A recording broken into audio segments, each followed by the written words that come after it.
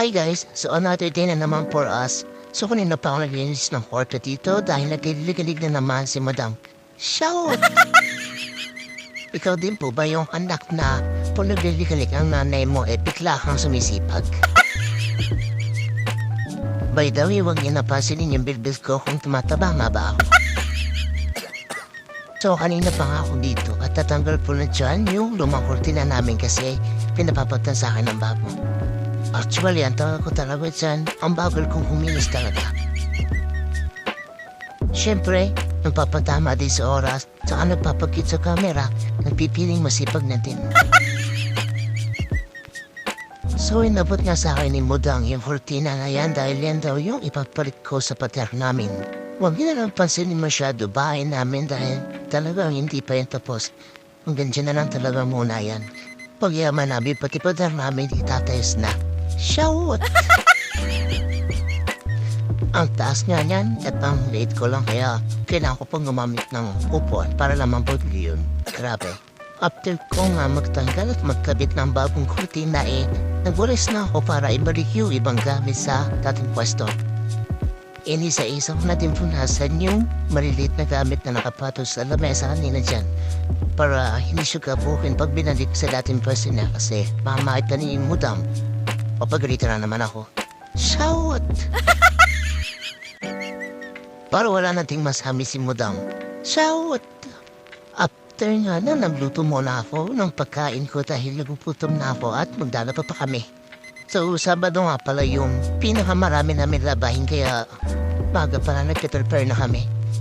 Habang nagluluto nga ako, si Mudang paikot-ikot pa din sa gilid ko. Nagpapalak mag-utos na naman. So habang nagluluto ako, pinatimpla ko din ng kape yung kapatid ko dahil hindi pa nga siya nag-almusal, sumabak na sa labahin. So pagkapit ko ng kape sa kanya, bumalik na ako sa pagluluto para makakain na kami dalawang kasambahay ngayong araw. Shout! Mahirap kasi kumuha na hindi pa kumakain lalo na pag-almusal, kaya kumain na muna kami bago din ako maglaba. So after ko kumain, naglaban na agad ako para maaga din kami matapos at makapagpahinga.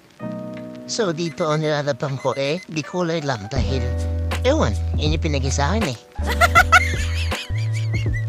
Bago ko din talaga siya paikutin sa washing machine, sinasabon ko muna, isa-isa tapos binubusan ng Sunrox pang tikulay. Kinukusot ko din ng konti yung damit bago ko paikutin sa washing machine dahil hindi mo pwede iasa sa washing lahat. So ito yung last batch ko mga kurtina na lang yan na tinanggal ko kanina sa kwarto namin. At sobrang putik nga nito. Ako nga pala nagwa-washing, tas yung kapatid ko mabahay ang nagkukusot ng mga putik para sobrang linis. Tas ang mama na din ang nag-anlaw dahil wala siyang tiwala sa baglo namin. Mabola pa daw kasi. Shout! Hewan dyan, siya yung nagdidigalig na mag-uutos pero siya din ang gagawa. Ang dami nga namin nilabahan, ilang araw din kasi yan At syempre, ako daw ang pinakamalakas magdamit. Shout! Habi ko lang talaga kasi ang maligo. Tapos nga niyan, tinawag na ako ni Mudang. Pinagdala din ako ni Mudang, kala ko siya gagawa lahat. Pag nagdadaunitin ako, pinapapos ko muna siya na ilang minuto bago ko pigain para dumikit yung amoy ng downy sa damit.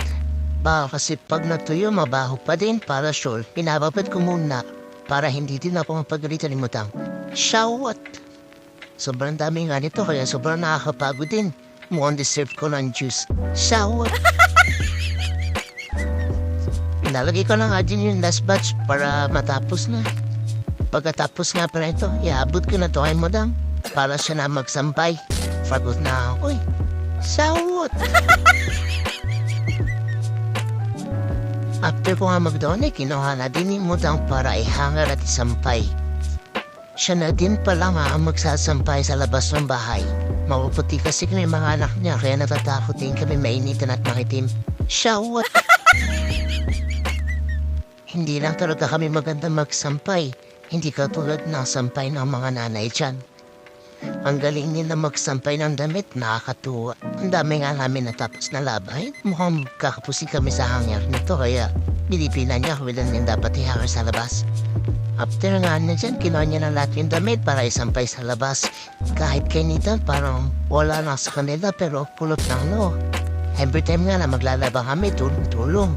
Para hindi lang isa yung napapagod, para din mabilis matapos. At tapos na kami guys maglaba. Kaya papakita ko sa inyo yung mga nilabahan namin. So ito nga, meron kami sa lote na kapatid ko. Ang dami niyan, di ba? Sa likod ng bahay, meron din. Saka sa harap ng bahay namin. Yun lang. Salamat. Bye-bye!